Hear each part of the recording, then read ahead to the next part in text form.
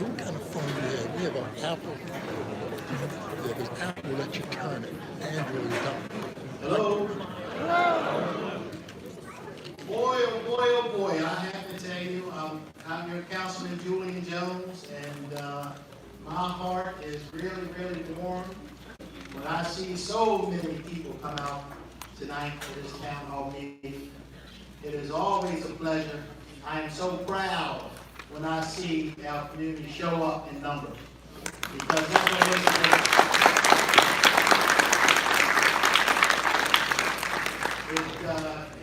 it really means a lot to have people engaged in the community, because that's how we get to a better Baltimore County.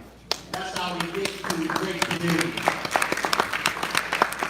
That's how we get to good communities. That's how we make sure that the place you bought for your home is the type of place you are proud to show up and know that things are going to be the way you left them. Those things only happen by your civic engagement. That's the only way. Nothing is cheap and easy around here. We have to work hard at it. So you made the sacrifice to be here, and I guess I'm going to let you know that I really appreciate it very much.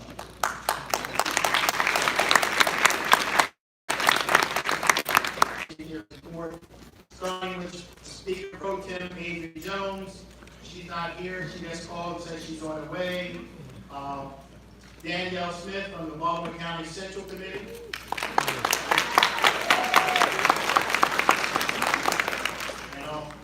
Let's see who else here.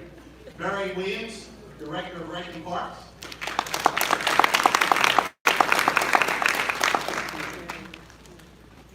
Director Rob O'Connor of the Baltimore County's IT Department, Office of Information Technology is here.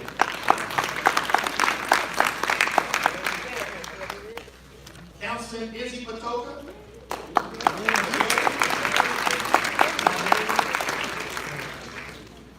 Danny Blanc from the Central Committee.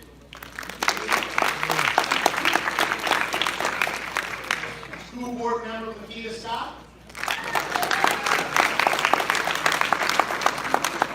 President of the Baltimore County Firefighters Union, John Sabiga.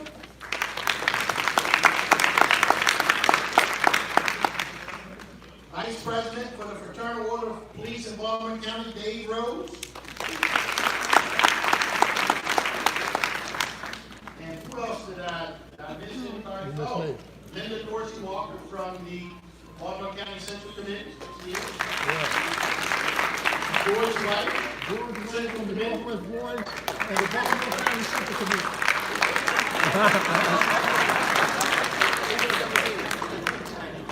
And we see the man who signs all of our checks in Baltimore County, Keith Dorsey in the back. And Ray Mosby, Randallstown NAACP. And Aisha Khan from the Central Committee. And I believe we have Ruth Getz from the Central Committee as well. And we have a whole host of community leaders, and we will be here all night if I call all of them. But I guess we'll let you all know that we certainly appreciate you being here, appreciate your support. And now to the business at hand. Let me just say, if you're hearing impaired, we have an interpreter over here to our left. And we would ask everybody, please, we have more chairs coming, and please note the exits. And without further ado, like I said, I'm just very, very happy. Ordinarily, I have town hall meetings. We have a whole list of things to do. But today, we have a special guest, so we're going to suspend the regular order of business. We are just very, very happy and proud to have our County Executive, Johnny Olszewski, here today. Let me just say that one of the things I did after every every election, I look at who voted. At every election, I look at how many people from where voted for who, and I'm here to tell you that Johnny O has earned the mark of a favorite son here in Randallstown. Right. He voted for Johnny O overwhelmingly. So it is without further ado, it is my honor and privilege to invite my friend and Allen County Executive, Johnny O'Shea. Yay!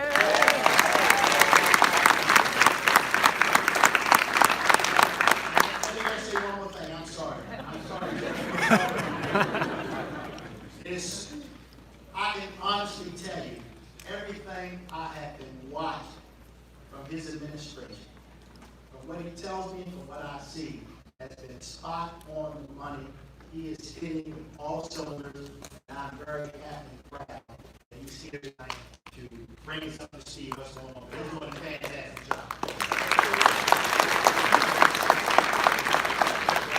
Thank you, Councilman Jones, and good evening, everyone. It is an honor to be with you here in Randallstown with my good friend, my partner, the first African-American chair of the Baltimore County Council.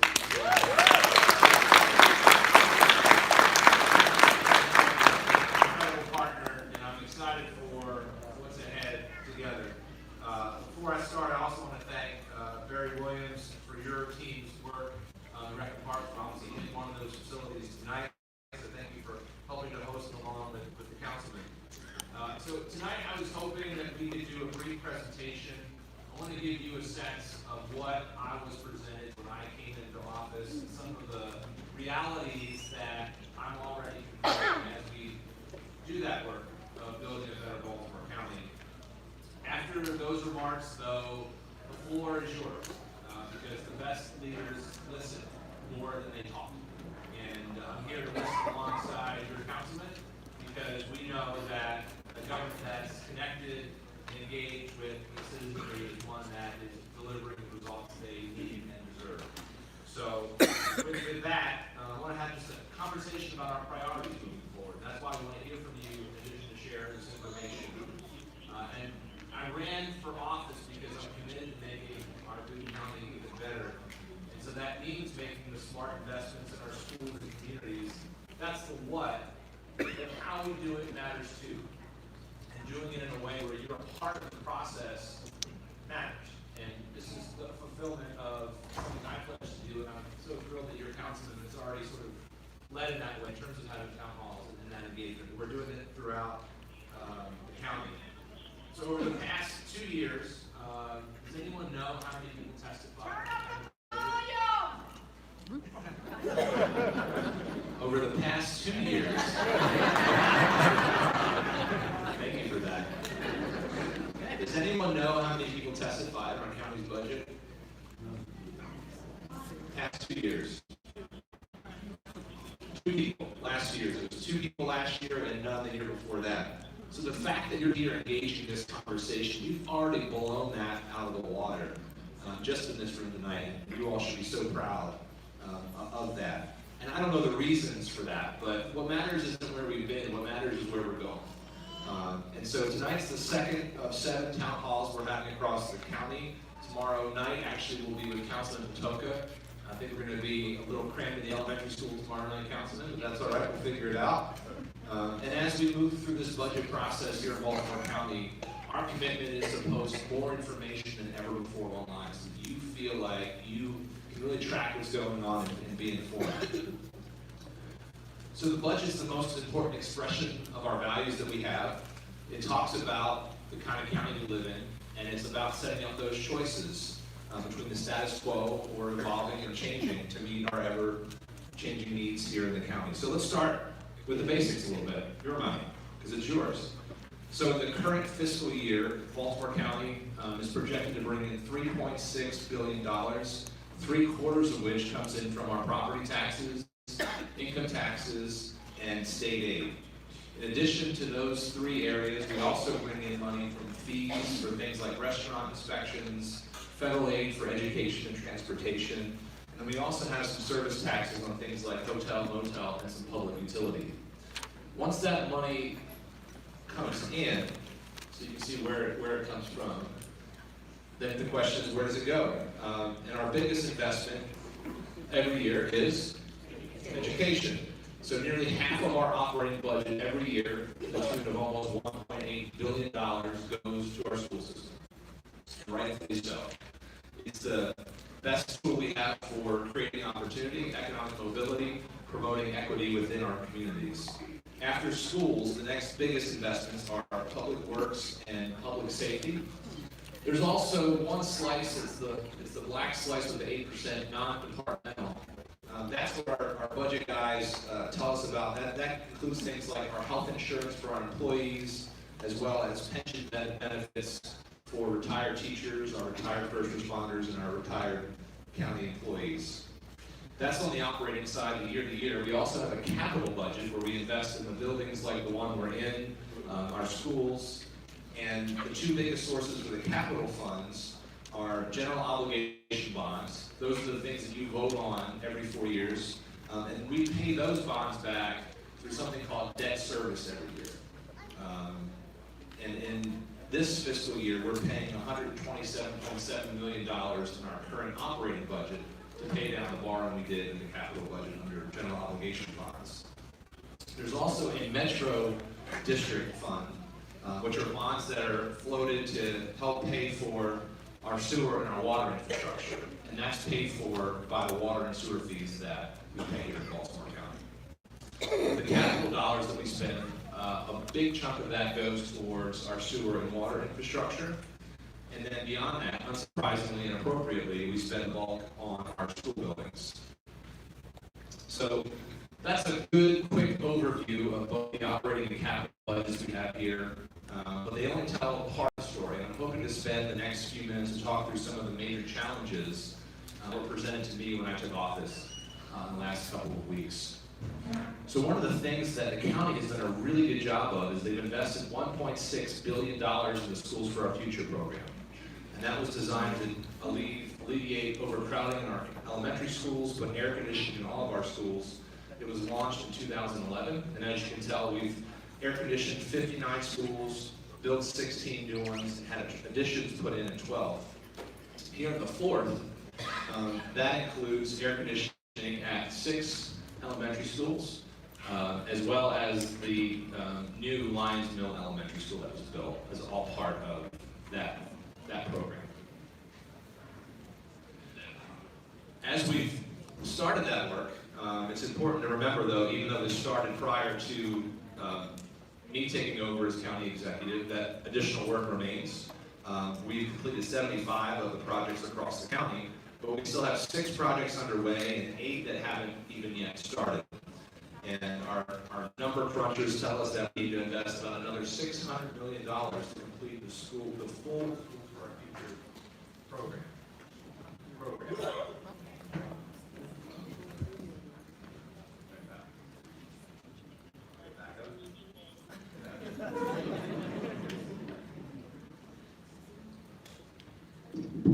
It's like we expected that might happen.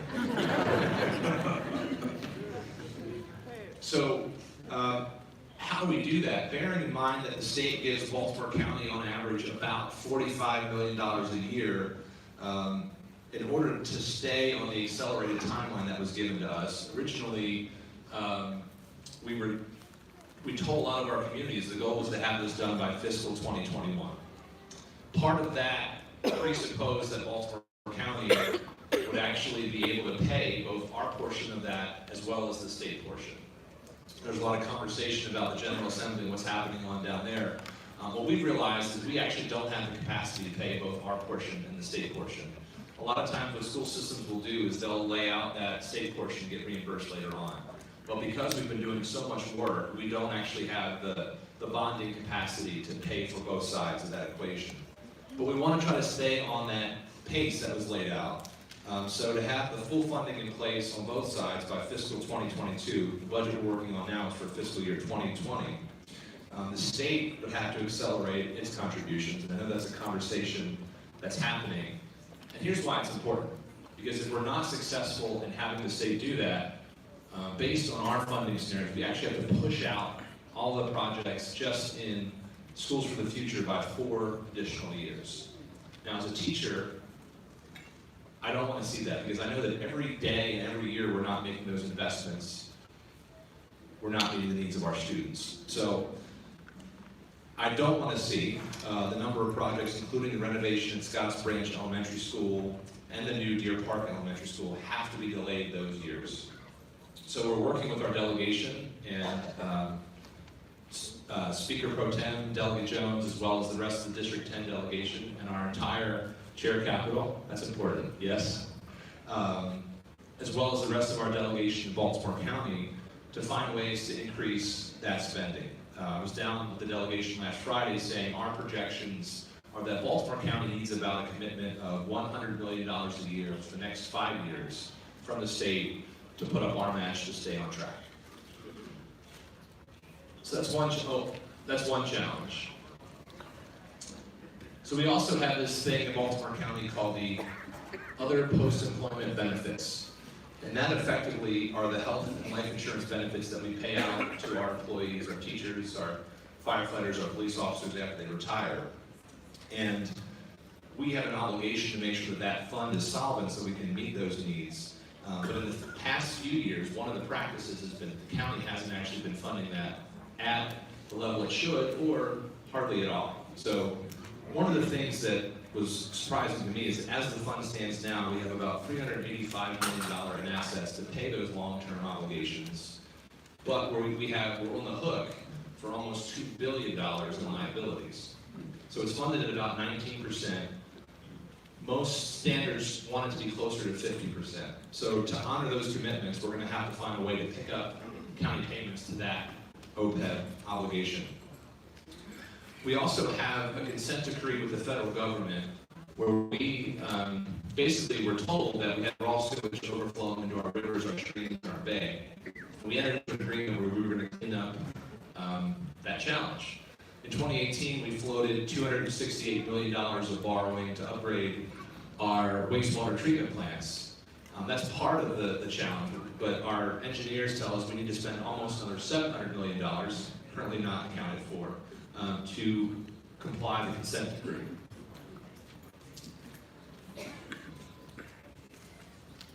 At the same time we have that agreement underway, we have this thing called an MS support permit that we're required to adopt that reduce runoff into the Chesapeake Bay with the federal government. I don't know if you remember the stormwater remediation fee, what people call the rain tax. Well, that was implemented to help meet some of those requirements. When it was repealed, that was $24 million a year that we no longer have to help meet that obligation.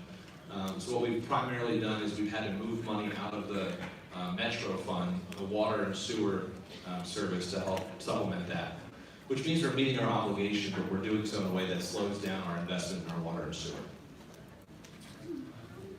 Recognizing all of these challenges, over the past 3 decades, Baltimore County has really tried to prioritize its spending so that it was focused on public safety and public education.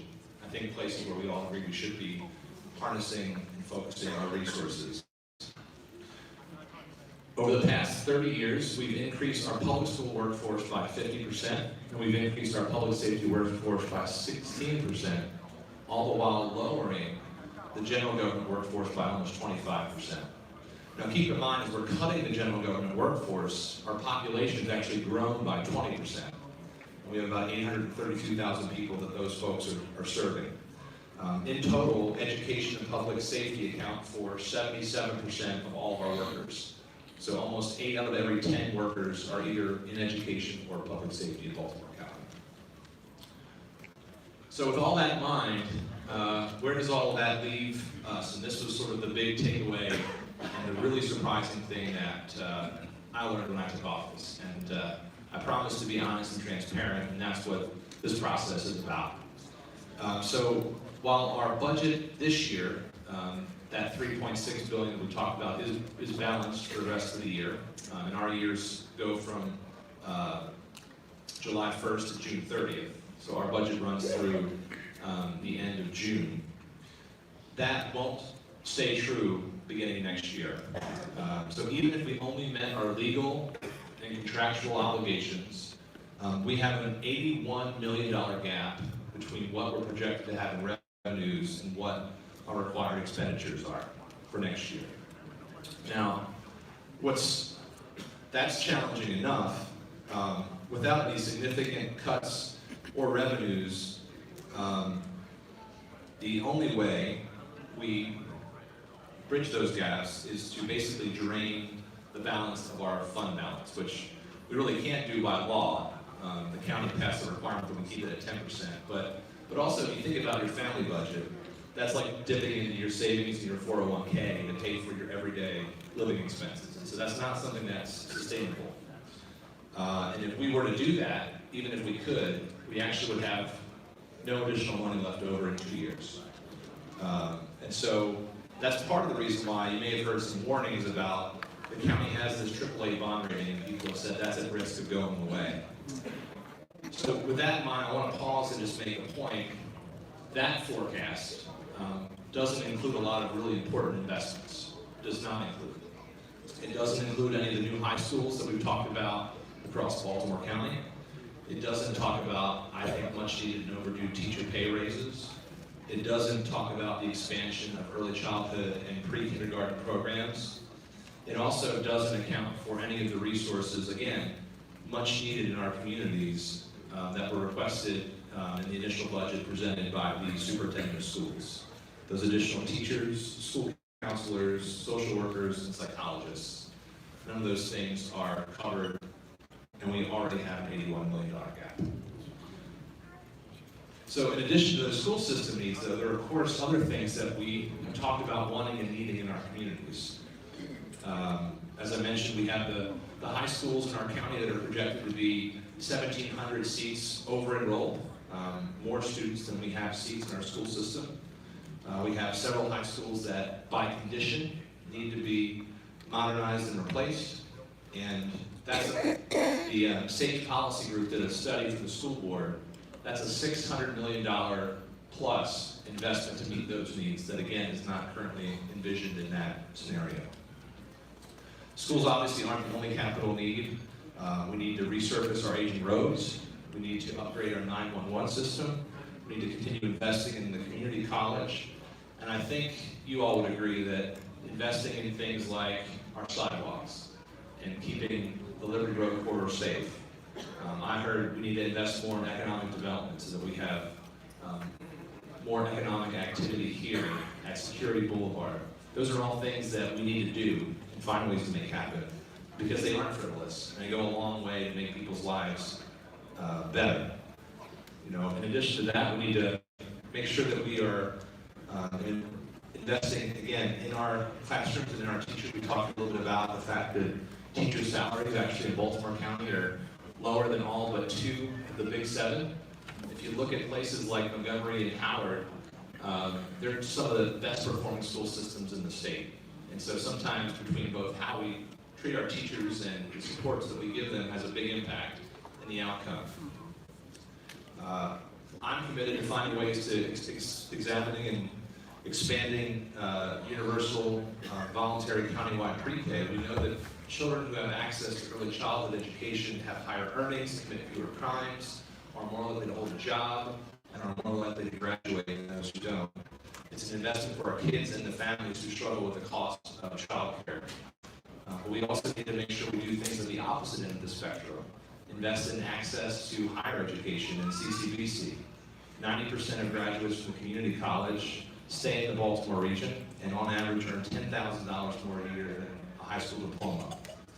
There have been the previous administration in partnership with the council did launch a community promise program. The state also has one. And we want to not only sustain that, but find ways to grow it. Because there are limitations in terms of who's available, there are income restrictions, it's limited to recent high school graduates in many cases. We want to find ways to make more of our communities have access to that. In addition of education and our infrastructure, we know that we have challenges with everything from opioids, and Baltimore County has the second highest rate of opioid abuse and overdoses in the state. We have to make investments in sustainability, everything from our waterfronts to the communities who have experienced flooding with record rainfall this past year. we have a legal and a moral obligation to do more for our housing stock here in Baltimore County. We want to make sure that we continue to invest in rec and parks facilities like the one we're in tonight, like our field space. We want to have more walkability, more bike lanes for our communities. And so I think you get the picture, right? We already have a pretty significant challenge, and we have a lot of things that we need to be investing in and doing to help move our communities forward. So we're trying to address that together, and I believe that we can and we will meet that challenge together. We've tried to take action from day one. I think most organizations, government included, benefits from a fresh set of eyes. The first thing I did when I was sworn in on December 3rd was we set up a blue ribbon commission on the budget. We're taking a top to bottom look at our practices to streamline spending and increase transparency. I trust that the council's, the commission's 7 members may have as much bad news as good, but we want to know. We want to be honest and transparent. Some of the other things we're exploring is that I will be issuing an RFI for a performance audit to identify any places of efficiency within government. If there is, we want to make sure that we ensure that there is no waste, fraud, or abuse in Baltimore County government. Planning to introduce an inspector general so that anyone from a member of the public to a county employee knows that there's an independent agency outside of even my office who can investigate concerns within Baltimore County. And then we're also going to implement a performance management system. You know, when Baltimore City created CityStat, they were ahead of the curve. That was 20 years ago, and Baltimore County is now pretty far behind the curve. And as we're making these investments, I want to be able to tell you with a straight face and honesty that we're tracking the outcomes, and we know that our investments are working. But I can't, as I stand here today, I can't tell you what the outcomes are because we don't have a system in place to track that.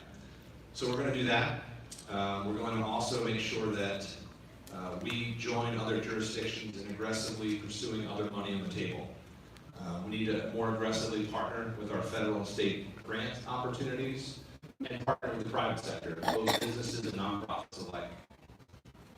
I've also directed my department heads to start developing budgets that assume to determine if we need to be spending it. And as hard as it might be, there might be some programs we have to eliminate that aren't critical to our mission or that aren't achieving their purpose. But we want you to be part of this. That's what tonight's all about. And on April 15th, I'll be introducing a budget that hopefully incorporates some of those recommendations and ideas. The council will review it afterwards and approve it by the end of May.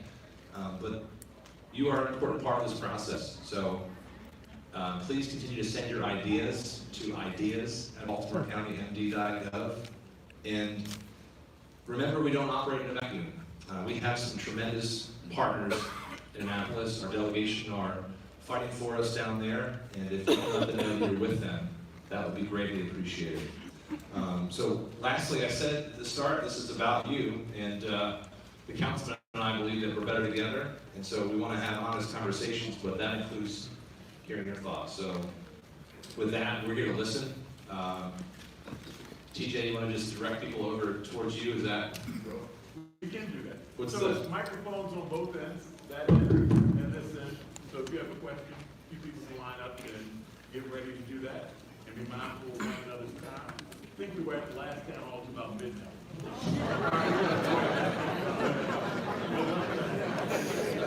But yeah, and before folks start, we've got several members of our community outreach team here. If you are a member of the community outreach team, if you could raise your hand and identify yourself, what will likely happen, what we'd like to do is, you're back here too, after you're done speaking, we want to make sure that we have your information if we haven't already collected it, so that we can make sure that we are specifically following up with you about your issue and connecting you with someone who can keep you posted throughout the process. This isn't about just tonight, it's about moving forward. So, the floor is yours. And before you, to be respectful of everybody's time, please keep your questions to hear the music playing. That means you're probably up there too long. That means it's time to cut to the chase and let somebody answer the question. All right, thank you. Hey, for you.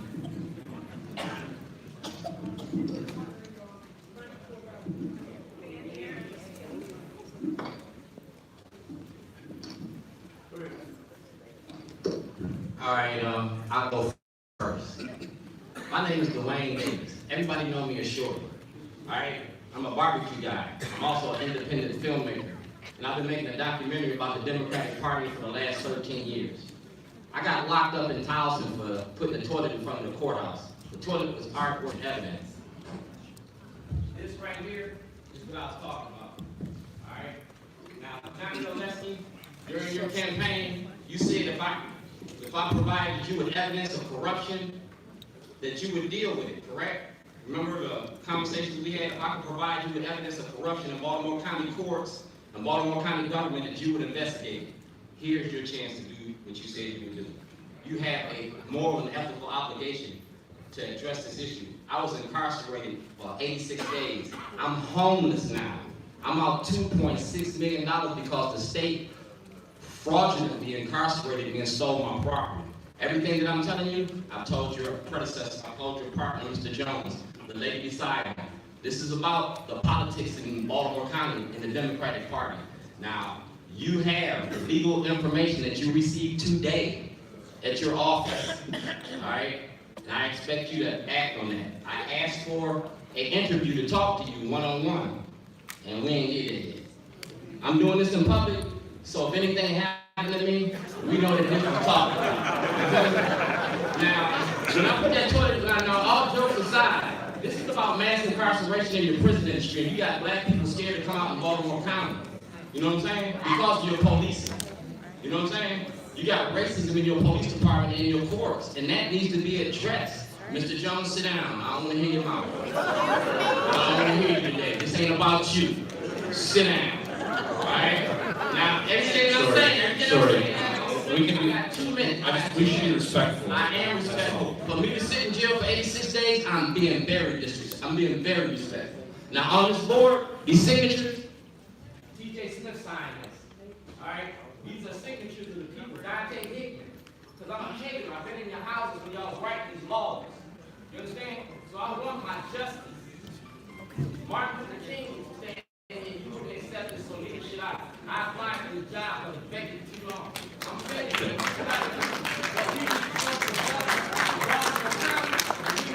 I'm not accepting.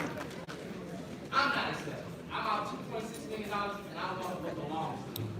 We will get a meeting set up in the next month. So I'm going to ask someone on the outreach team to come up and make sure we have your most recent information so we can sit down and go through what we have. Yep.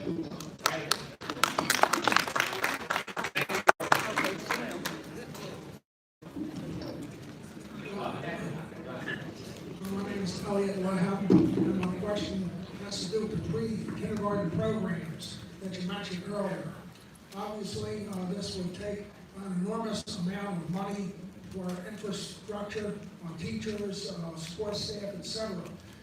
So my question for it is, how much would the taxes be raised on property and any other taxes to pay for this, which a lot of people think is not necessary? Well, I can tell you that there's a commission at the state level that Speaker Pro Tem Jones is actually serving on, the Kerwin Commission, that's actually looking into that issue statewide. And they're quantifying both what the cost would be to implement it, as well as possible ways to address it. So those recommendations are out, but the funding of it has actually been delayed until next legislative session. So we expect that'll probably be an issue that's taken up. So you don't have an answer about the tax raise?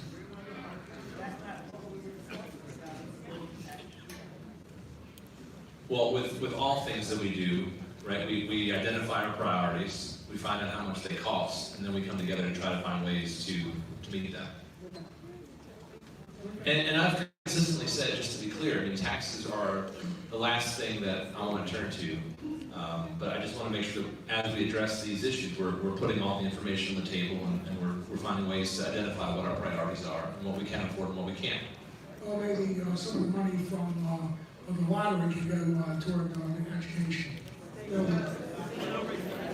It does, and actually the legislature passed a lockbox constitutional amendment last year where there's going to be significant new dollars, 125 million this year, and then likely more from the state, where the county's probably going to be asked to put up some match once the Kerwin recommendations are, some percentage are put into place. Thank you. Thank you. Good evening. My name is Mildred Owens, and I'm the Liberty Manor Community Association President. The reason why I am up here today, I did get a great understanding that you want to revitalize our communities, and I believe you. And thanks again for attending our one of these awards. So you throw a great award reception too. Yes, thank you. The reason why, about 6 or more months ago, BGE came into our community, that's Baltimore Gas and Electric, came into our community and placed hangers on our doors saying they wanted upgrades. We never heard anything about the upgrades or anything of that sort. So when they came in, they wanted us to open their doors to do the upgrades. No one, we had a 2-week notice, either 1 to 2 weeks, they wanted to come back and come into our home and do the upgrades.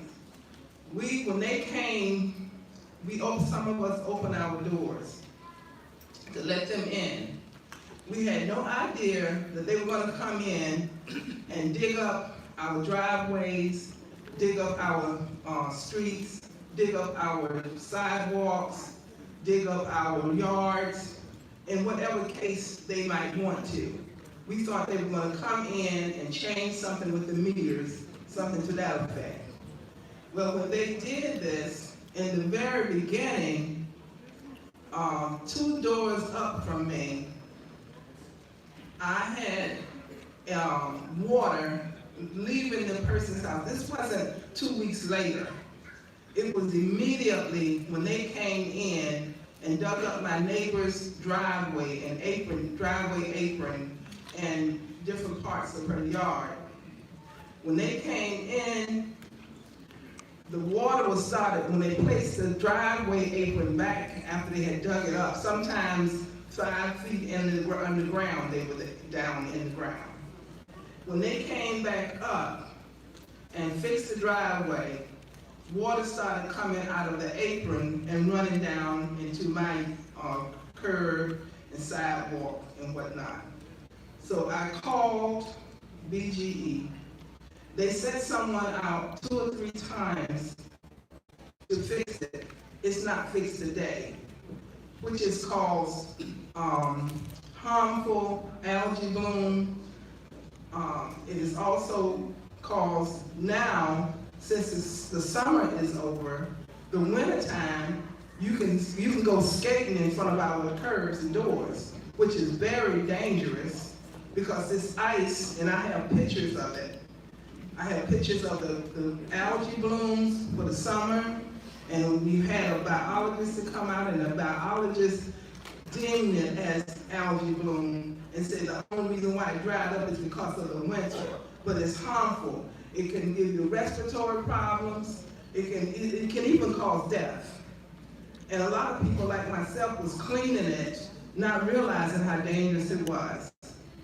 But at this point, we have met with, we've called almost everybody in the county, trying to get help. Some other people, like some of the legislators have even tried, and I know they have more than us to deal with, but this is serious. And the way they have come in, and we had our roads just resurfaced. We paid over $23 million for over 20 years in our 273 home community. And we had our roads resurfaced before they came in. And now they have patches, some of them 15 square feet, 20 patches in one street area on North Green from Greens Lane to South Green. And so we need, right now, it's just as dangerous as it was in the summer because of the icing conditions. Some people ices from their curb all the way about 5 feet away from the curb. ice all in there. And then when you drive, if you park in your driveway, you're sliding all over the place when you're backing out of your driveway. And then for walking, you know, and we need something done immediately about it. So I think there are two things that we can do. One is more immediate, get you connected with, again, someone from my office to have the representative from BGE sit down, review the documentation. Again, our commitment is to get this meeting set with you and a member of our outreach team as soon as we can to review that specific concern. And then we'll also have to have longer-term conversations about what those agreements are and do better. Frankly, we have to do a better job of coordinating when we're repaving versus when organizations like BGE want to come in to do the work, because it doesn't make any sense to spend millions of dollars to resurface a road only to have it dug up and only partially. And I mean, it's hard. Thank you.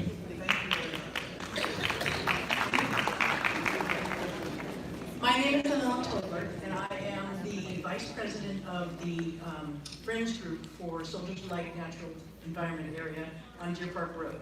So I just wanted to ask you, one, to just keep in mind all the conservation measures that are so important to keeping our natural spaces natural. But I'm here tonight because I'm also a homeowner on Lions Mill Road, at the corner actually of Deer Park and Lions Mill. And on November 16th, I think it was, signs went up at either end of Lions Mill Road forbidding any trucks greater than 3/4 ton to travel on Lions Mill Road between Owings Mills Boulevard and where it joins Liberty. I was ecstatic. I've been asking for that for years. So I called the county to thank them because they probably only get called when they have complaints. So I said, you know, what happened? Why did you decide to do that? I've been trying to get it done for years. They said, well, some lady wrote us a letter a few years ago. I said, that was me. So I'm here to tell you that, you know, you can make change at City Hall. But what I'm realizing is... Towson too.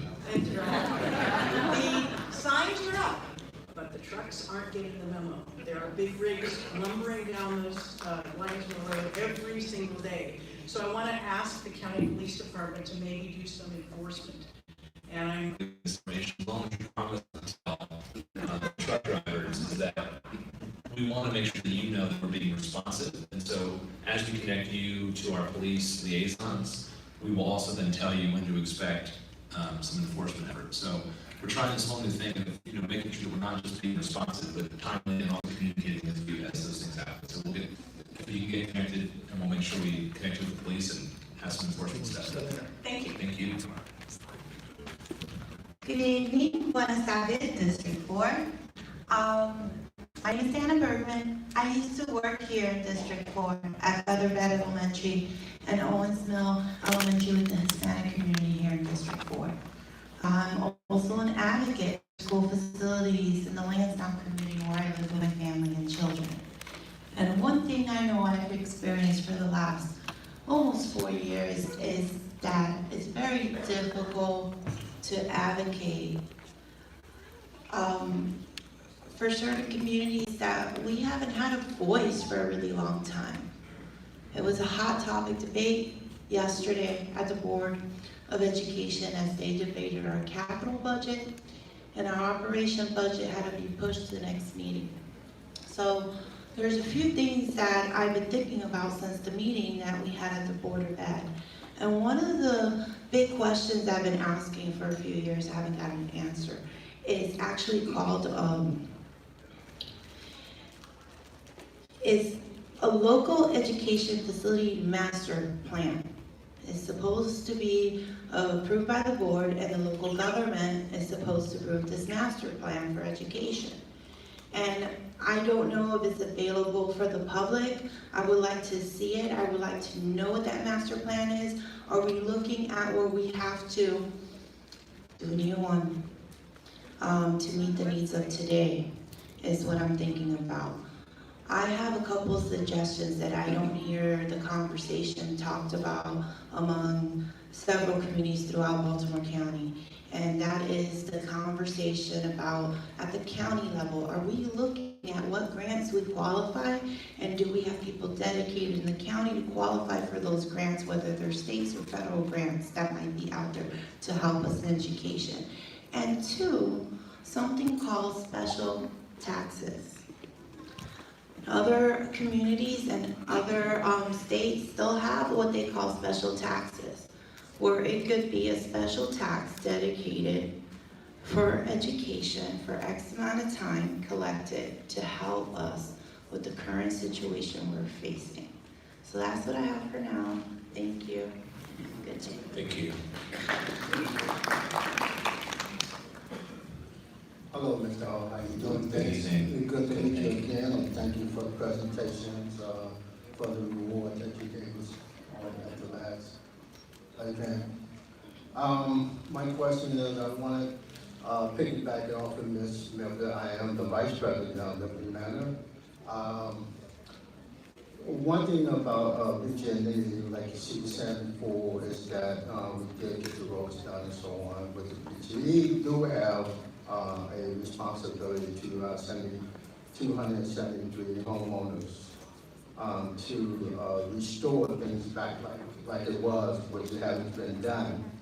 But I also want to bring up an issue as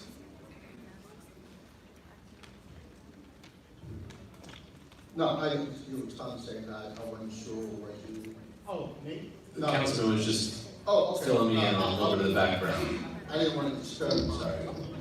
So, so as I was saying was that, we also have an issue, that we are developing sinkholes in the property owner's yard as,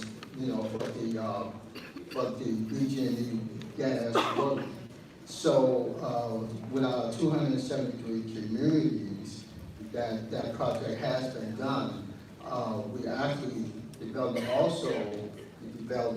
sinkholes in the roadside, that the work has just been done. So within the 2020, it's gonna be, the road is actually gonna be torn up again. So as a taxpayer, our property tax is going up. How many times are we gonna keep letting the contractor come in and tear the roads up after it's been repaid?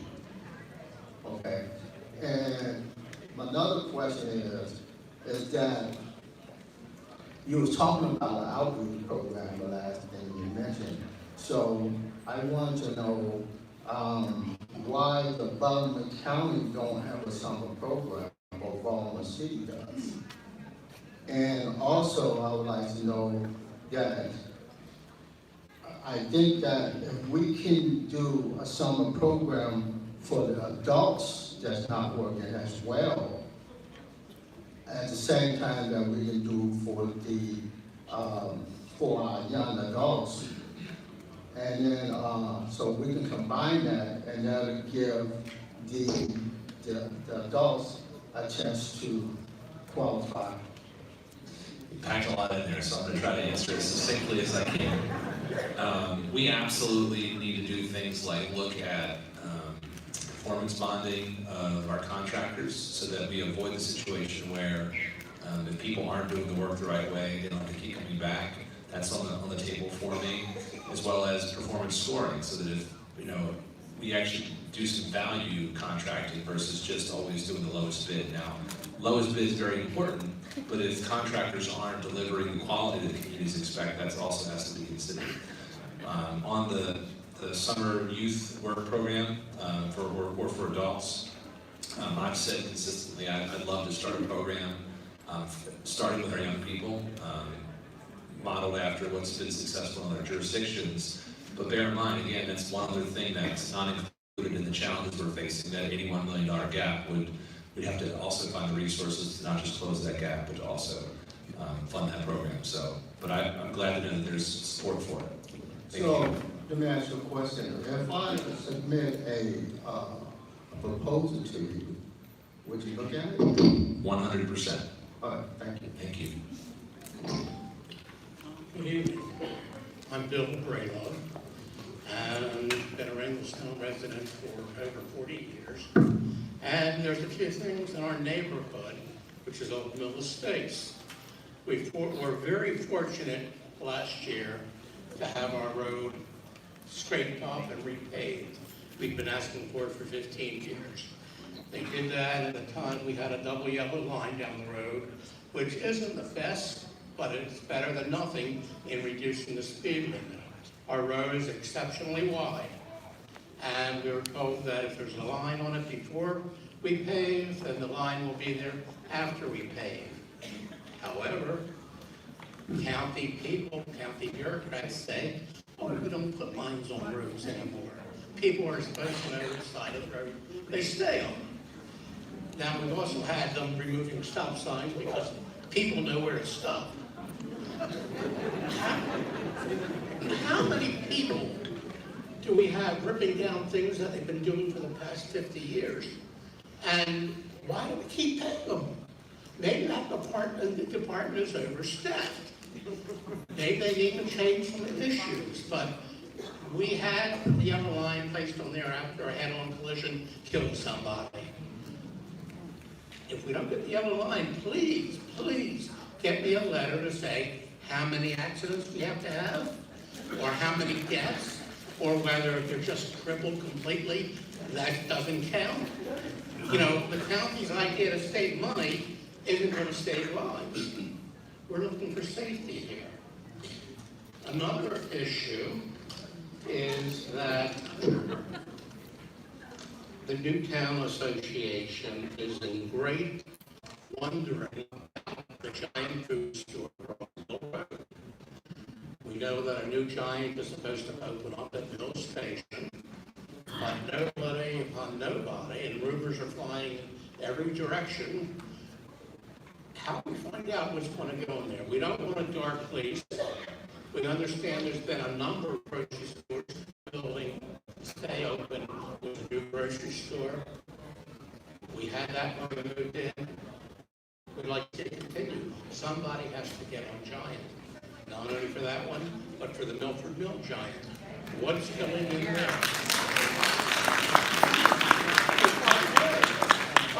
Can the county do a survey and find out where 28,000 people buy their groceries? Because we don't have a grocery store with seafood, with meat, with produce, and with canned goods at a reasonable price. We don't have that in the Rio anymore. Where are we supposed to go? Well, let me just say, as you know, we've talked about this a lot. Milford Mill Giant closed. Milford Giant has been in the process of purchasing Shoppers. The supermarkets are all in a tremendous state of flux. It's a very, very, very competitive business. The Giant in Newtown has been rumored to close Newtown as well as St. Thomas for quite some time. I believe it probably is going to happen. However, Giant will not say that it's happening. There's a lot of stuff going on in terms of supermarkets. So whether or not Giant turns Shoppers into a Giant, but I do know the location where the old Milford Mill Giant is has been purchased by another outside a company from New York, and they have every intentions of redeveloping that property.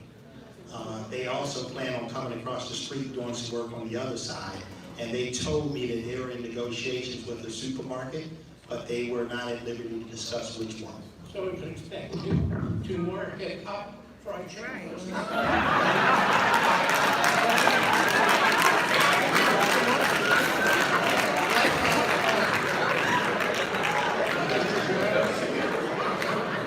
Chairman Jones, I'd like to express something that's happening around this country, that after business moves out, sure, the current tax rate can continue for 6 months or so. But at the point of 6 months, with a 50, 100-time penalty on being empty. These stores have the ability to waive certain things in leases, and you don't need these leases that keep the store empty for 20 years plus. But we can make money on it. I appreciate it, but the Milford Mill Giant has only been closed for a couple of months. So we'll move on. Let me just add two other things. So first and foremost, one of the things I want to do is to have, as I mentioned earlier, to have a dedicated Liberty Road corridor point person to really sort of coordinate and partner with the business organizations, with the communities that we are trying to cultivate and maintain the businesses that we have in the community wants and recruit the businesses that they deserve. That's not a process that's going to happen overnight. Even if we get that position, we got to find a way.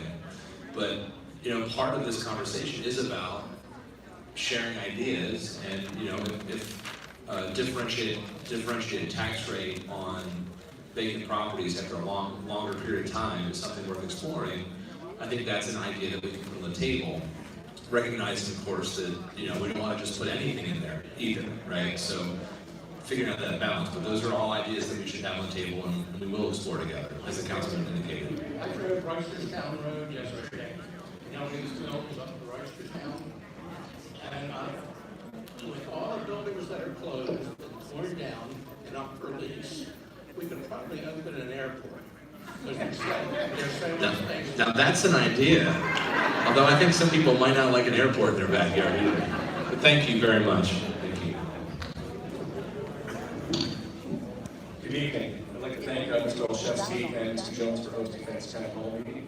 My name is Bill Felter, and I'm the president of the Baltimore County Skateboard Council. We're the most recent addition to the network of Baltimore County Recreation Councils, and we represent the interests of thousands of Baltimore County skateboarders and their families. Our goal as a rec council is to improve, expand, and modernize Baltimore County's outdated skate parks, and to promote skateboarding as a fun, healthy activity for all ages, races, and genders. You may remember me from the first town hall meeting 2 weeks ago at Lockwood High School. And I'm here tonight to continue to talk about our rec council, the county's existing skate park facilities, and how we hope to improve them for the next generation of Baltimore County skateboarders. The Baltimore County Skateboard Council was formed in 2018 by a dedicated group of volunteers and skateboarders who wanted to improve Baltimore County's aging skate parks and foster the creation of safe, legal places for skateboarders and their families to share in this exciting, age-defying activity. Over the last year, we've incorporated as a business in Maryland, created a 501c3 nonprofit corporation, and just this past October, we were approved by the Board of Recreation and Parks as an official Baltimore County Rec Council. Now, one thing that's very unique about our Rec Council is that we are the only county-wide Rec Council, which means that we are working to improve skateboarding opportunities for all county residents, and not just our local neighborhood. To get the word out about our mission to improve the county's skate parks, we've held bi-monthly council meetings at locations all over the county and hosted numerous public events and fundraisers. Our biggest one was just this last October at Sandy Hill Skate Park, also known as Lansdowne. We celebrated its 40th anniversary. Lansdowne Skate Park was built in 1978 and has the distinction of being the nation's oldest continually operating municipal skate park and one of the oldest in the U.S. The event, which drew approximately 1,500 people from all over the United States, including performances from 6 local bands, 3 food trucks, and plenty of cold beer provided by Waverly Brewing. Now you're talking my language. This type of event was a very first for the county, and I'm happy to say that the event was such a success we're already planning to hold another event in 2018. In the year ahead, our council will continue to hold fundraisers and public events to include contests, a summer skate camp series, and 3 free skateboarding clubs that will introduce the basics of skateboarding to first-timers of all ages. These clinics are going to be financed through a $5,000 Baltimore Community Foundation community grant that we received this past December. The money is going to be used to provide skateboards and protective gear for 30 participants at no cost. In addition, we're going to be working on establishing our first community skate spots, which are mini skate parks that repurpose existing underutilized multi-purpose courts by adding a small selection of skateboard park obstacles from the county's existing inventory. Our first proof of concept projects are planned for the Catonsville and Towson communities. We'll be working on expanding this program to every neighborhood park in Baltimore. These neighborhood skate spots are just part of our long-term goal of establishing 4 all-new concrete regional skate parks that will serve Baltimore County skateboarding communities for decades to come. Now, skateboarding has many benefits.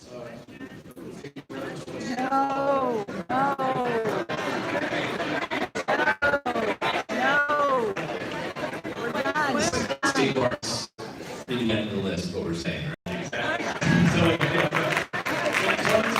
skateboarding, there's usually an interest in this subject. And something tells me that the next morning, there's going to be hundreds of kids and friends and neighbors of ours who are going to be looking for a safe public skate park.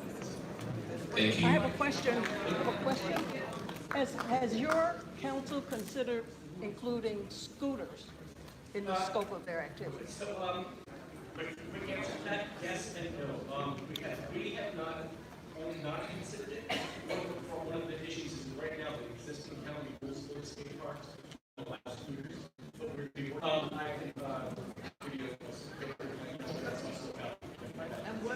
video. Thank you. And look, if you have costs estimated out, we'll throw what an additional part would be on the things that we don't have money for right now.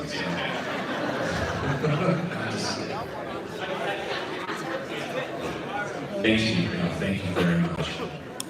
Mark, another repeat. Thanks for coming back again. Yeah, thanks for putting this on. I'm Mark Baskerville. I was one of those two people who testified on the budget within the last 2 years. So I just want to suggest, you mentioned a lot of investments. I would like to argue that probably the best investment we can have that would benefit the most people would be tax cuts. So, every taxpayer benefits from a tax cut. Baltimore County has one of the highest local income tax rates in the entire country. That's not good for being a competitive place to live or operate a business. And when we raise taxes, that's something that can scare businesses away, can scare residents away, and ultimately it's not sustainable for your tax base or for your economy. Property tax rates are cut, at least in the budget. I think it's very important to look at that. Obviously you don't want to keep needs, but there's definitely wants in the budget that do not serve the general public, such as massive developer subsidies, such as $43 million subsidy to Towson Row and a $78 million subsidy to Trade Point Atlantic across the county. Both wealthy developers, About lobbying requirements, if you're willing to share, and we haven't gotten in touch, we do want to set up a conversation to make sure you feel like you get to petition your government in a way you feel like it's restricted. So we would also want to follow up with that. Thank you. And if anybody wants to look us up online, just look up Baltimore County Campaign for Liberty on Facebook. Thank you. Good evening. My name is Michael Fady. I'm president of ASBE 434 that represents all the Board of Education employees that your parents are here. We transport your kids. We feed your kids. We clean up after them. We also clean up the ice, cut the grass in the summertime, and all of those things. I'm here tonight. One thing I need to ask that we have clarity with Baltimore County government employees, that somebody doing the same job as a government employee should be paid the same. It's all taxpayers' money. We want fairness on that. Also, I want you to look into cost of living increases. I don't want them specifically based on percentages, because the lower paid employees, the percentage they get is usually eaten up by increases in insurance or other benefits. So they might be able to afford a cup of coffee, a cup of Starbucks, whereas the other people at the higher end can buy shares of Starbucks. We have many employees doing these jobs who are on minimum wage, $10.10 for the Board of Education. That needs to stop. I mean, I see politicians out there, supporting the $15 minimum wage, but, we get, some of the employees get paid less than employees at Walmart or Target, which have $11 and $12 minimum wage. So we need to support people that take care of everybody's children. Thank you. Thank you. As someone who benefited from the work that you and DG represented, thank you. Thank you for your comments tonight. Good evening. Thank you so much for coming. I know what has been in front of you has been no easy task for you to deal with. And thank you so much for coming here tonight. My name is Katrina Coleman, and I've been a resident of Baltimore County for 30 years. As well as I've attended Churchland Elementary School, Oakland Middle School, and Radisson High School, and Stevens University. So I lead all this to say that in Baltimore County, we are facing a problem in reference to overcrowding of classrooms. In Newtown alone, at minimum, there is about 20 students for one kindergarten teacher with an 8 loading for all 4 kindergarten classrooms. Is there a plan in place, or is there something we can work towards to solve that problem? Hire more teachers. I mean, actually, we've actually seen in recent years, class size in Baltimore County has actually been creeping up, where the student-to-teacher ratio is actually, we're a growing county. Every year our population is growing, and again, having been a teacher and having spent time in the classroom, I know that the difference between 16 or 17 kids in a classroom versus 20, 30, and I get that kindergarten is different than high school government, but it makes a difference. It makes a difference for the teacher, it makes a difference for the kids in that classroom. So that's what it would take. So I do have some ideas, and I will be in contact. Great, thank you. Good evening. My name is Joseph Melton, and I'm speaking for the Hayward Heights Neighborhood Association. I live on Manback Road, which is right near the Baltimore City, Baltimore County line. And on my street, Manback Road, long as probably said that street's been paved, but I've been there 35 years and I've only been paved one time when I first got there, so we don't even have curbs. So, what my problem is, the problem with my street is, and I'm just being talking about my street right now, is that all of the sump pumps dump water on the street, right in the street, and I live at the bottom of the hill. It's on the hill, or deep down where I live at the bottom, and the water runs down. And the last 2 days it's been frozen. I applaud you because we're on the list for having salt every day. Can you imagine a salt truck comes putting salt around every day? I got salt in my house, I got salt everywhere. I got salt. Okay, but anyway, we need some help. We need, I don't know what we can do about the sump pumps. I read up on it and it said they can't have water running in the street, but I think it's something else we can do. Those sump pumps run 24/7 at the top of the hill, all the way down to the next road. And my neighbors, they're seniors, elderly, and a lot of them are ladies whose husbands have gone on and they're afraid to come out of their house because they're afraid of the ice. I mean, all these ladies, I'm sure a lot of them are afraid of the ice. And last Sunday, the pizza man came to deliver pizza, and he fell in the middle of the street. I think it was a fraction of his arm. But that's how it is. That's how bad it is. Today there was a truck that came in. There was a backhoe, the front loader came and he sprayed that ice. But the water is still running, so all it takes is this way to cold, and it's going to freeze again. So that's a continuing problem. That's one. The other one, I'm sure that a lot of people know. Look at the road. People treat it as a freeway. 695. And you could be riding down the road from Patterson Avenue. I'm not from Patterson, from Northern Parkway to Patterson Avenue. You can do 80 miles an hour. And there are a lot of people out there. I live in the middle of that area, and you know how to get out of the street. I don't know what you can do. I know you can put up barriers and stuff off the road, but maybe a camera might slow people down. Yes. I didn't even curse. One of the roads somewhere. If we could get that done, we certainly appreciate it.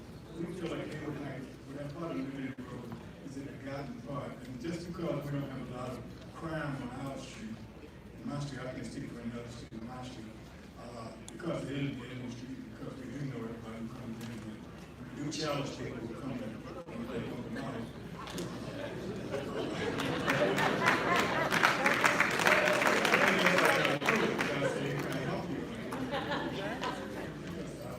But we do need some help. We would like to see someone from the county of Justice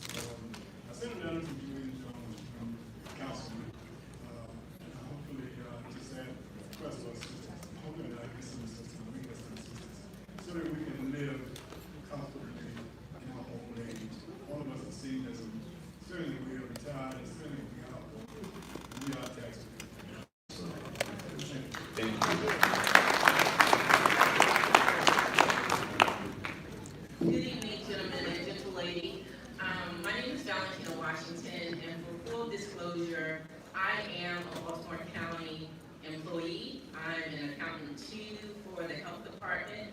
I also represent Baltimore County Federation of Public Employees, Local 4883. I'm one of the ones that help prepare the health department budget, just a small piece, but I help prepare the health department budget for FY20. Not only that, I'm a PTA treasurer, very involved in my kids' school. I'm a member of Sigma Gamma Rho Sorority Incorporated. I participate in the community a lot. And I have two concerns. One for Councilman Jones and one for you, County Exec. First starting, I agree with the young lady that spoke up regarding BTE coming out to replace our lines, some of our lines. Unfortunately for us, we had a gas leak on my property, and so our work was done 2 years ago, where we had just freshly paved our driveway, and they came and dug up to replace some pipes to prevent the leaking. However, there were a few of the neighbors on our block, most of them are retired and are on fixed income, and couldn't get here to speak, so I'm trying to be a voice for them. So some of their property, the sidewalks and their driveways was damage done as well by BTE, and they just did patchwork to fix it. So I'm coming to ask, one, what is it going to take for BTE to come out and make those repairs right for those seniors that live on my block, that I interact on a daily basis when it's not cold? And also, I can tell you that since I've been living there, in over at least 19 years, our block has not been paved. Baltimore City has had to come in, water worked with Baltimore City has had to come in, as well as Baltimore County, to dig up because we had leaking pipes and the road was just patched up. Well, I'm coming to ask, when can we get our road resurfaced? And number two, I was told by our police liaison that because our road is a road where the fire department, which is located right around the corner from us, constantly drive down through, we couldn't get speed bumps. Like the gentleman, our road, even though it's off the beaten path, over near Winter Mill, people do come through as a shortcut, speeding down. I have an 8-year-old and a 10-year-old. I can't trust them to go outside and even play on the sidewalk out of fear that someone's going to speed down the road, hit a curb, and actually run up onto our property and hurt them. I've had a brother to die at the age of 10 from speeding. So it's very near and dear to my heart. I understand, though you all may not be able to put speed bumpers down, but at least have police come and just do routine stops or routine something to help show that the speed, needs to decrease in our particular neighborhood. Secondly, shocking. This side of Baltimore County, I've seen the marvelous things that have taken place over in Towson, over in the Dundalk area. It makes our side of the county look like a third world country. All of us within Baltimore County, and I try as a county employee and a constituent, is to try to shop local and shop in Baltimore County. Sometimes we have to take our money outside of that because I don't want to drive all the way to Towson. I work over in Towson. I drive there every day. I don't want to have to drive all the way to Towson or drive all the way to Dundalk, Essex for a nice sit-down restaurant, for shopping. I want to be able to do that in the community that I live in.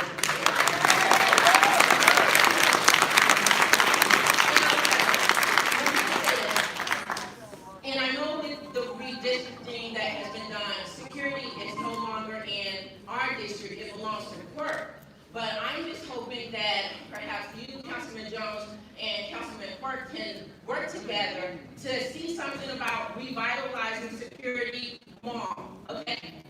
I get it. There are a lot of independent shops in there. Be able to shop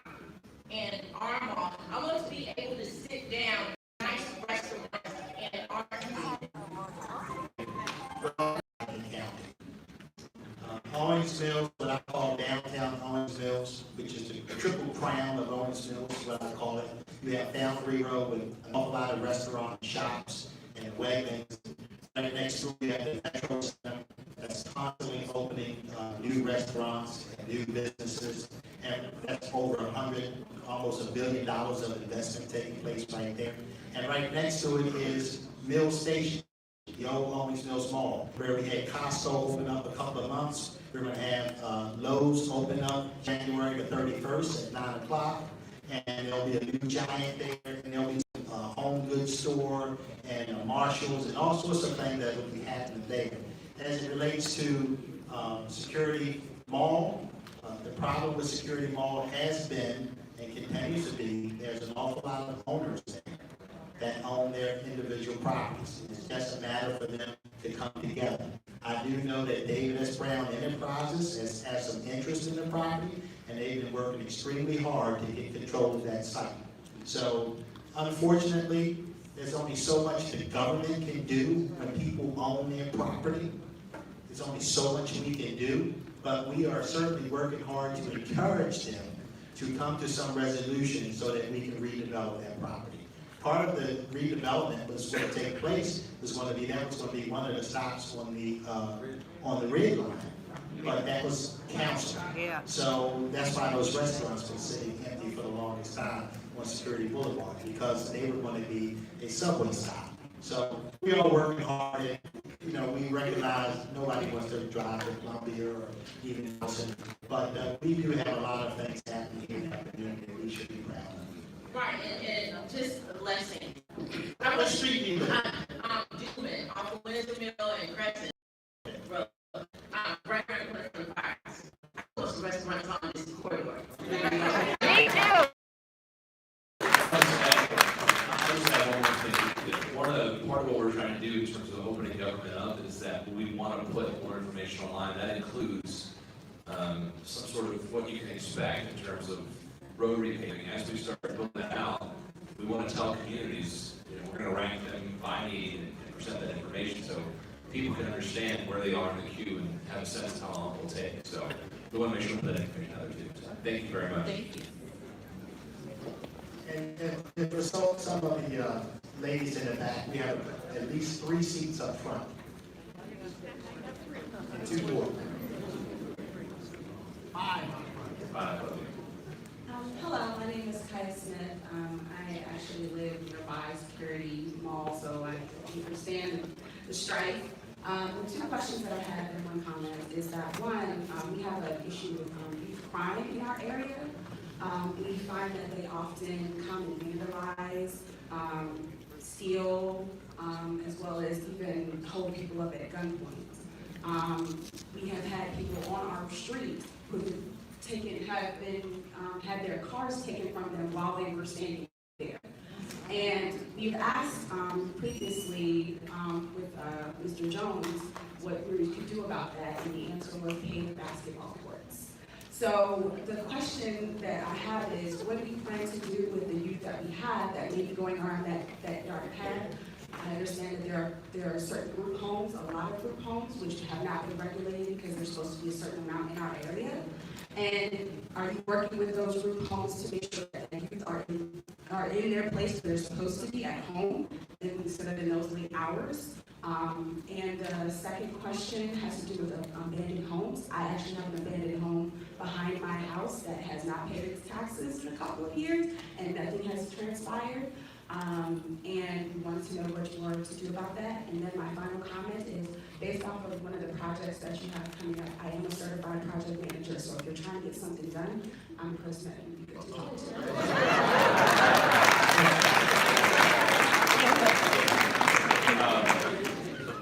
So it's comprehensive, right? It's the whole it takes a village mindset, and it's everything. This is why things like pre-K are so important, because we have to do the upstream investments, make sure that we're having the long-term outcomes. But in addition to that, it is about the POW centers and the summer youth, employment opportunities. It's partnering with the private sector who the big brothers, big sisters, the mentoring. It is about having code enforcement go out. And we have an ordinance that I believe it's 3 or 4 unrelated people can't be in the same house. So identifying those places and making sure we're actually doing the work on things like vacant houses, working again with code enforcement if there's overgrown grass or another issue to make sure that we identify who the bank is, if it's been foreclosed, or if there's an absentee landlord that we're following up. But it's, you know, it's not one answer, right? It's all of the above. It's partnering with the police and actually doing authentic community policing where they're, you know, police officers become embedded in the community as opposed to responding, but that requires that we have enough police that they can actually become that community-based resource versus responding from their precinct. So it's all the above, but that's how I think we do that. Thank you. Hi, my name is Betty Goodman, and this is Aaron Barnett, President of the Powhatan Community Association. My concern is Windsor Mill Road. It's dark at night, and I've lived in the area for about 10 years, and I know there have been 2 fatal accidents on Windsor Mill Road, at least in the past 10 years. Aaron is saying 4, but I know it's 2. It's my understanding at one point that there was money allotted to go ahead and to have, because there's no pavement there between,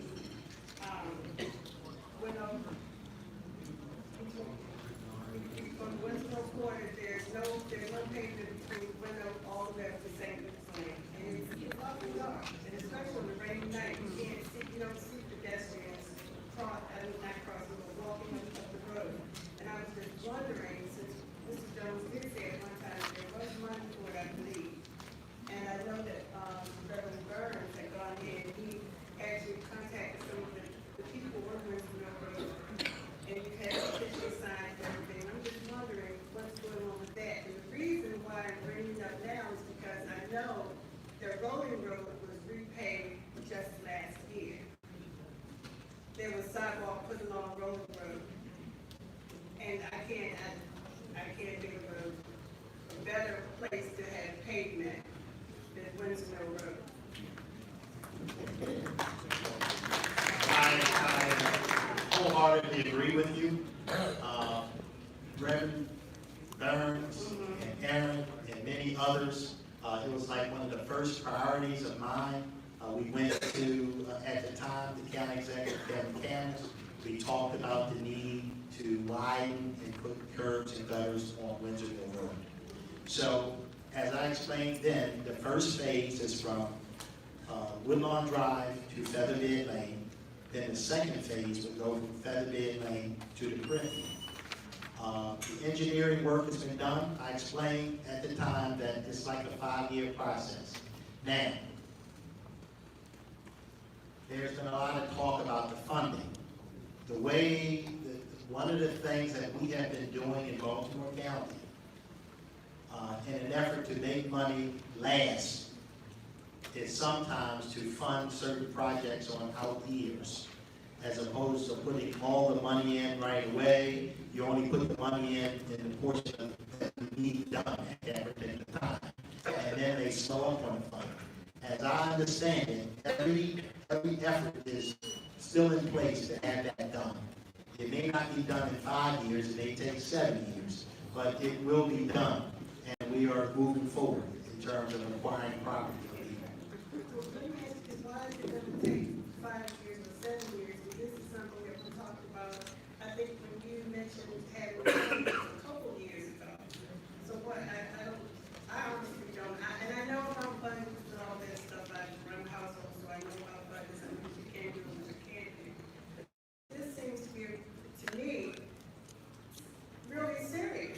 I mean, it's an ongoing problem, and it's not getting better. The thing is that years ago, there were not a lot of pedestrians that walked down Windsor Mill Road. But now, because there's a bus line down at the end of Woodlawn Drive, and there's an apartment complex there, there are more and more people walking up and down Windsor Mill Road at all times of night. Okay, so initially, I think I said this should take 5 years if everything went according to plan. So the first we have to come up with the idea, we budget for the money. The next budget comes around, we have the money. So the first step is the engineering. So they perform the engineering. They've already done the engineering. They've identified the places where they have to acquire the properties. So the next phase is they go out and start acquiring the properties. Then the third phase, after they've done the engineering, they've acquired the property, they have to give the utilities, DGE, Baltimore City Water, Baltimore County Sewer, give them an opportunity to dig up the roads, do whatever work they need to do underneath the roads. That takes about a year, if you're lucky, maybe 2. And then once they're done, after all of that is done, then we actually start construction in terms of widening the road and repaving the road. And that process generally takes, if everything is according to plans, somewhere around 5 years. But there have been some slowing down on the funding just to push it out on some out years, just because to make our money grow further because of the demands. You're talking about the Windsor Mill Road project, the Rolling Road project. That project has been in the works for quite some time. And I can tell you, they still have more to go. But they have been doing some work, but it took a long time. Just like I said, in some cases, just tracking people down, being able to buy the property from them. So we haven't forgot about Windsor Mill Road. I have just one more question. As a matter of fact, I can tell you, these are words from Kevin Cambridge. Kevin said to me, this will be your lesson in government and how this works. If you think this is going to happen tomorrow, you're going to see. And he's gone, and we're still waiting for him. Well, in the interest of public safety, we've had incidents along that corridor, and we've had several pedestrians struck on Wednesday.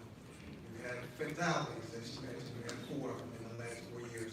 I submitted some photographs. I was in Vegas, and I submitted some photographs of the streets of Vegas as a temporary fix, where they actually had reflectors built into the street that could be utilized in the interest of trying to get that done. That would be a quick fix, because they could align the streets and let the pedestrians, I've almost hit a couple before in the same street, you know what I'm saying? But this would be a quick fix for the county to look into that. I'm quite sure it would be cost. Just put those reflectors on the street, so that people going down that side of the road could utilize that. And people that are driving would see them and would help them, people along the road.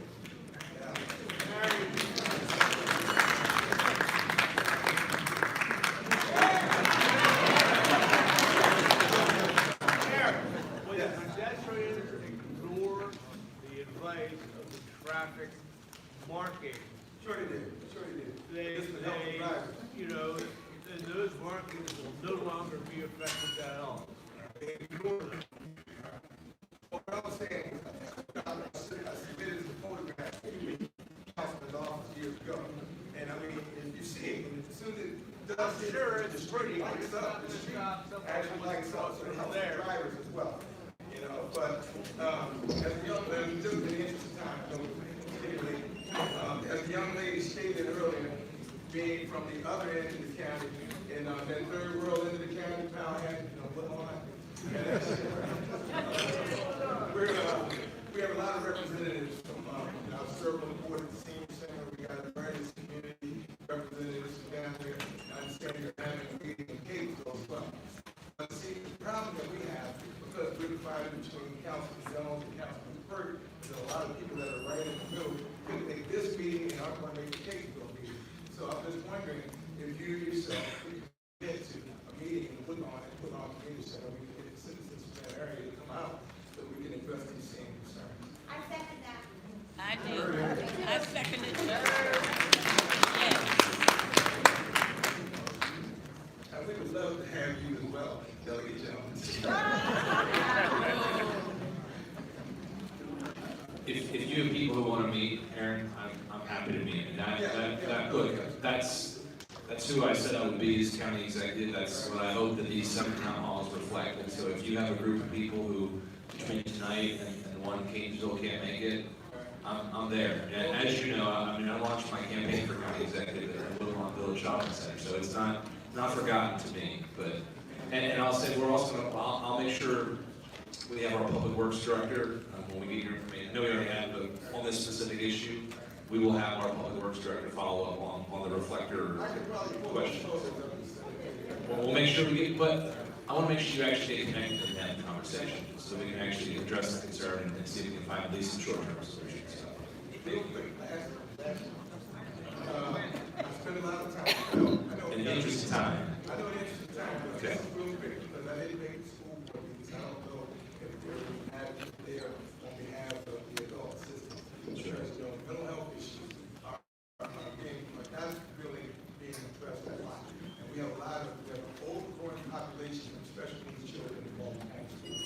You know, as a mentor in my program, working in a lot of the various schools, and I see that people are working in these schools. And one of their complaints, their main complaint is that 1010, as the gentleman mentioned, that they're being paid and they're not being properly trained. There's no training. You really people off the street. You give them an orientation class for a couple of days, and you put them to work with kids that need special attention. I really think that we need to address that and pay real close attention to that for these our children. And if you don't have people that are concerned about their well-being, then quit. Thank you for your advocacy tonight and what you do in the coach, you know, in mentoring life. And as you know, it's also near to my heart. I was a social studies and a special ed teacher. So thank you both very much. Hello, my name is Levon Grant. I'm on the board of the Miningswood Homeowners Association. I have one main concern, and that's the extension of the Owings Mills Boulevard. It is a boulevard, and if you could please, is it possible that you can do a budget line item for a light at Miningswood Drive and Owings Mills Boulevard? When the people drive from 795 going down Owings Mills Boulevard, they are racing. There are several accidents, and each time we call the police, they will say, well, we monitor and we don't see the speed that you're dealing with. Now, it's impossible that they don't see that speed. We can't come out and, what they did when they extended it, they came right through the development. So coming out of the development is impossible during peak time, which is in the morning and in the evenings. Please don't tell me to come to the meetings and protest, okay? We can't do that. Just if you could please put a light right there at the intersection with us coming out of our development. What side if you're facing Owings Mills, Mall, what side? No. If you're facing 795, what side of Owings Mills Boulevard do you live on, right or the left? It doesn't, I think maybe you might be getting confused. I'm talking about the Lionswood development, right there at Owings Mills Boulevard and Lions Mill Road, okay? So the mall is way over on the other side. I'm talking about where they did the extension and right through the development. So right there, where there have been several accidents, and I was in the first one where my car was totaled, and I was taking shot trauma. So coming out of the development, it is, you just have to put it, if this is going to be time, in the mornings and in the evenings, and when they come on from 795, and they get to Lakeside Boulevard, and that light changes, they're gone. And they are soon. So you can please allocate a light right at Lionswood Road, Lionswood Drive, and Owings Mills Boulevard. Is that possible? We will absolutely have Public Works. Public Works has said that they don't think the traffic demands a light. Have they said there's any safety reasons not to do it though? I don't see any reasons why you shouldn't do it. It would be, the safety reason would be to have the light. Because right now, we cannot come out of the development on both sides. I will have them look into it. But look, this is the point of these conversations, right? So we understand where the community wants to see investments, how we can partner to figure out how to move forward. So we will make sure again. There's no reason for it not to go there. We've done all of this investigation and so forth. So if you're telling me you're going to look into it, I think I'm hearing the same thing they've been telling me, oh, you know, it's not that bad, it's not that bad, but it really is that bad. I can tell you, we have to balance, right? If we're creating a budget, I hear you, and it will be part of that review process. There are, as you heard tonight, right, we're trying to incorporate all of the requests to make sure they all work in the context of what we're going to put out, so. But I think mine is.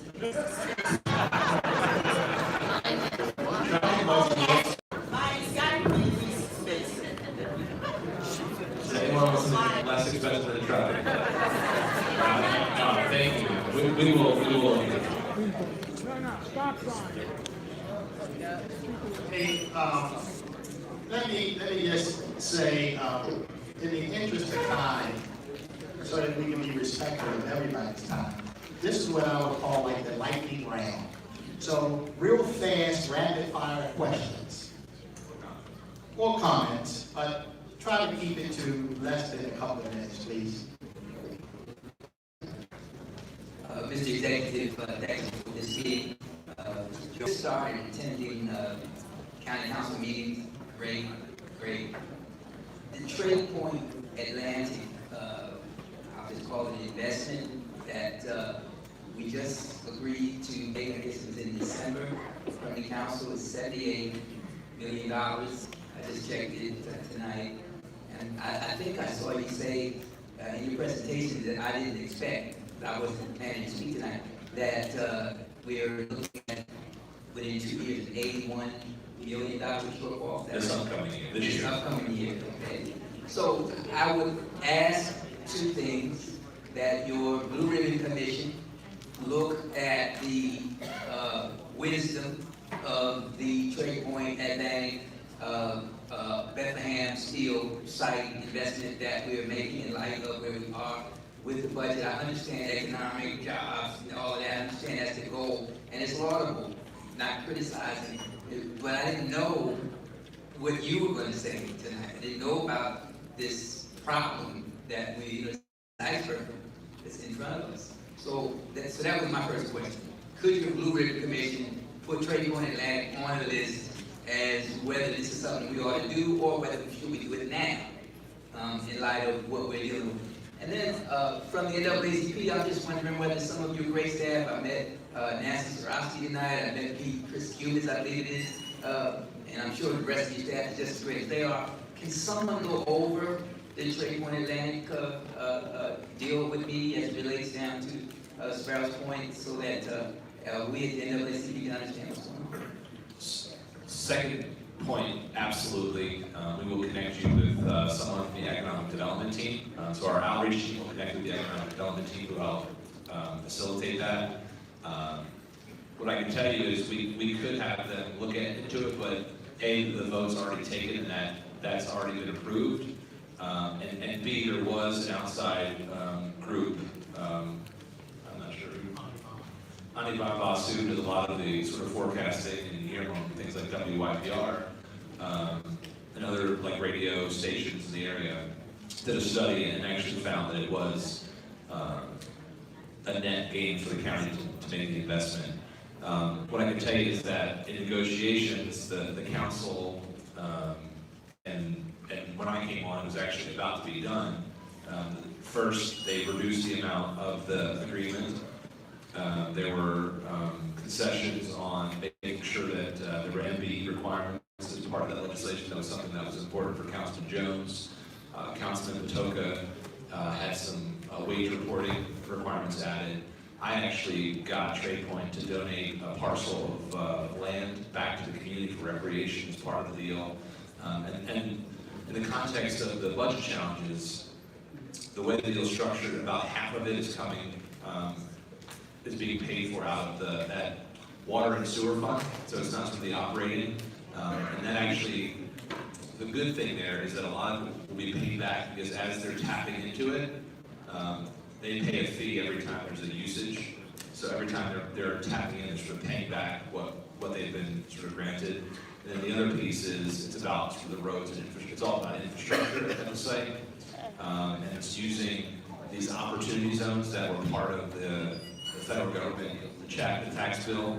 So it's actually just giving that portion of the state credit to them. So it actually doesn't affect the operating budget.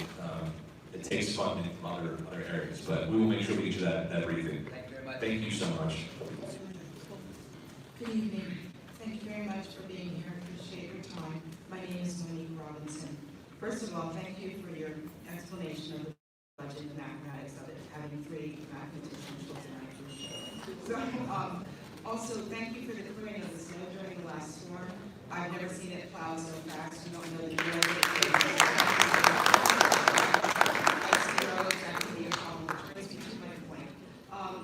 By Dogwood Road and Wrights Mill Road, it's extremely icy. People come down that road extremely fast. I can't tell you how many times I get a Facebook notification that there's an accident on the road, a tractor trailer is overturned, or something of that sort. The other issue is the Wrights Mill Road, which intersects with Dogwood Road. There's no line. There hasn't been a line in the 10 years I've been there. You think it's a two-way road, probably is, but the issue is that at night, it's very dark, you can't see. Part of the rail on Wrights Mill, if you're coming from Davis and make a left onto Wrights Mill, there's a rail partway down Dogwood, down Wrights Mill, not all the way down.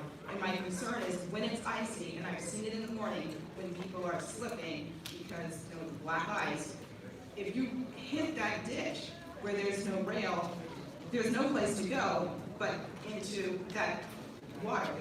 There's no decent shoulder. I've called the county a couple of times to find out how to get it resolved before you were in office. I'm just wondering, what department is it that I should contact so that I can get this resolved? Thank you. And I'll just say the same department that, because I didn't do it, we just have amazing staff and crew, and they worked so hard. I was out there visiting. The same department that plowed the streets. I saw it on Facebook. I was very happy to see it. But the same ones who did that are the ones we'll have investigate. But instead of having you try to track down Public Works, we're going to connect you to Public Works and get you the answer. So, thank you. Hi, my name is Dan Ware. Thank you for putting this on. I think it's very much says it all. Yep. The reason I wanted to talk to you guys is that I am very interested in Montgomery County had an election in 2018, like everybody else, and they have a public financing system where basically you declare for a candidate, there's public financing, free, wouldn't take money from people, and not to take more than $150 to any one person for the entire election cycle. And in return for that, if you get a certain full dollar donation and a certain number of unique donors, which is actually a fairly steep climb, they will give you very generous matching funds, which will keep off as you get more. And if you look at Montgomery County, there were issues with that, but overall, I think it worked fantastically well. About 6 or 7 seats that were heavily contested. Only one of them was won by somebody taking private financing. Everybody else declared public financing. And I think if you look at Baltimore County, we've got Boundary Road, we've got Towson Road. There's a lot of situations where, and I'm not going to say there's corruption or anything like that, but there's certainly a lot of people who thought there was corruption. And the perception of corruption is almost as bad as corruption itself. And I think there's a lot of improvement that can be had if you have confidence that your elected officials aren't taking money from land developers because they can't, where they can only take $100 or $150, just like they can take everybody else. The downside is, of course, it costs money. I think Montgomery County paid about $10 million. Now, when you think about it, that's about, they have an election every 4 years, just like us. So that's about $2 per person per year. And I think that's a very good price to pay for clean elections, because the alternative is, you know, row happened. That was ugly, ugly, ugly in terms of just the perception of, I'm not even going to cast aspersions on it, but there was certainly perception. So the questions about public financing, Yes. stay tuned, there should be there may be an announcement forthcoming. But I supported it when I ran, and I continue to support it now. I want people here to hear it as much as you guys. Sure. You guys will learn. Thank you.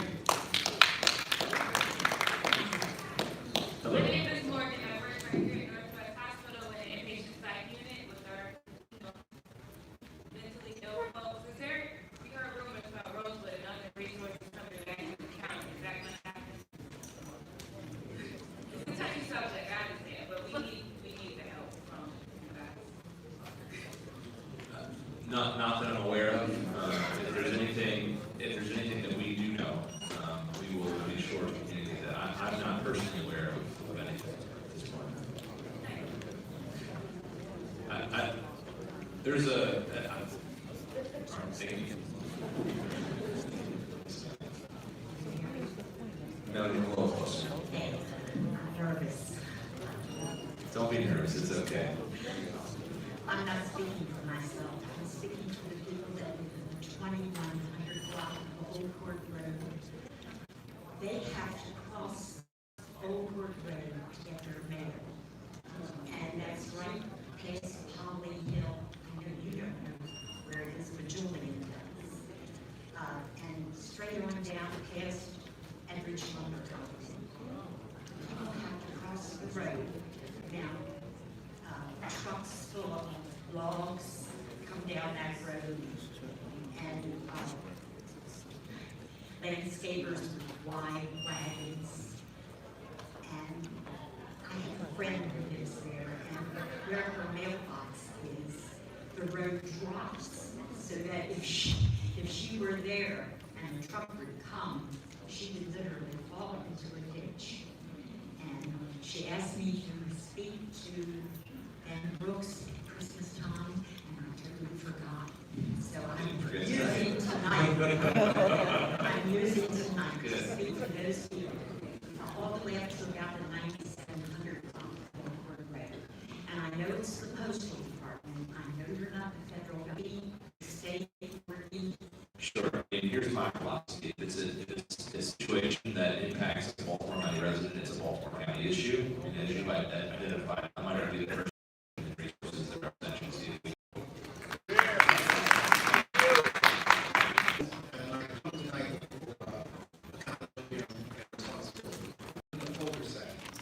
And within the 6 houses in that cul-de-sac, in the last 5 years, I had not one but 2 assisted living take over the area. So in the morning and the evening, it doesn't have the appearance of a residential, it has the appearance of a commercial. We have service vehicles coming in and out, bumping your cars because they're in a rush to get in and out. And I called everybody I could to find out what is the limitation, how many can you have in one area? Because right now, my cul-de-sac it has so much traffic, it's not a community.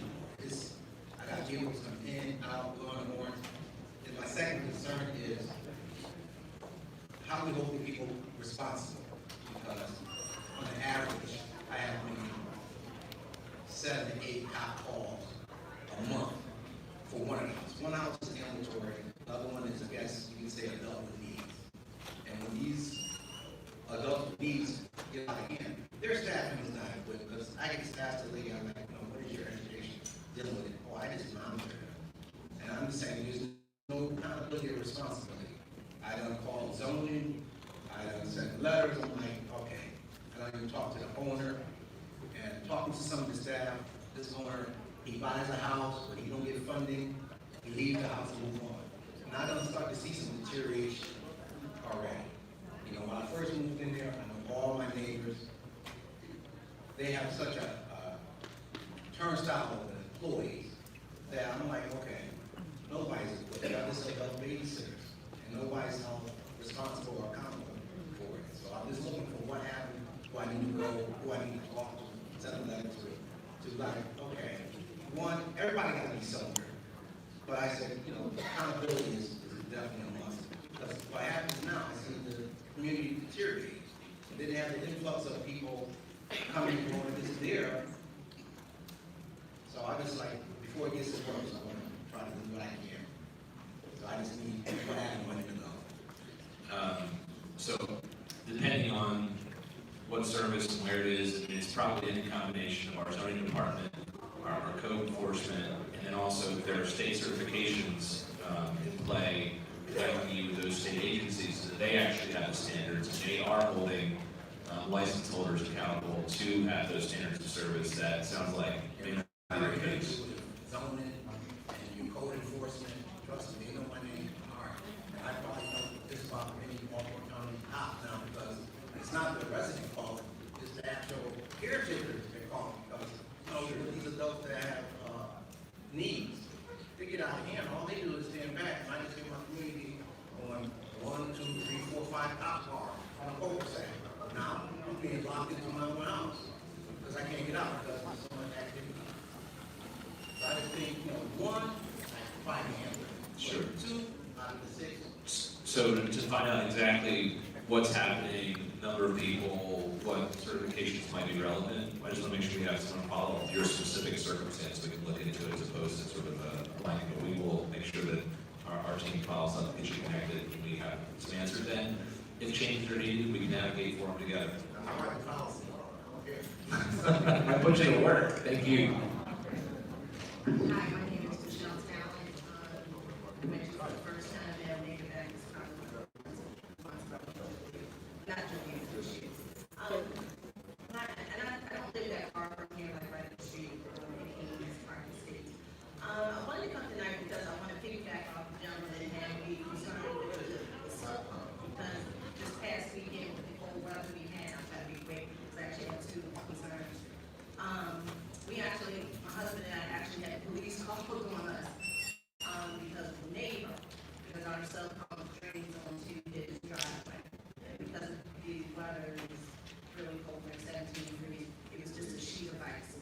So in front of our house, there was a sheet of ice because the neighbors, they actually, I think they live on the spring, but their sub pump drains out to the street. And the drain is like right in front of our house. So we had a big sheet of ice in front of our house. So when that happens, my husband has called for the salt truck and they will come out. But my concern was this neighbor, we are in compliance with our sub pump, where it's located and how far it comes out, we are in compliance. I was trying to explain that to this neighbor and he called police on us because he said his wife almost fell. And my concern is, he said he's going to sue us. So my concern is, who is he actually going to sue, us or Baltimore County? Because we are in compliance with what the county says we're supposed to do. I don't know. I imagine, it could be both, it could be one, it could be either. I'm just concerned because if I'm compliant with what the regulations and the county states, I'm gonna be sued if I'm doing the right thing. So I don't know if you can follow up with that, but. I'm not saying it'll be successful, but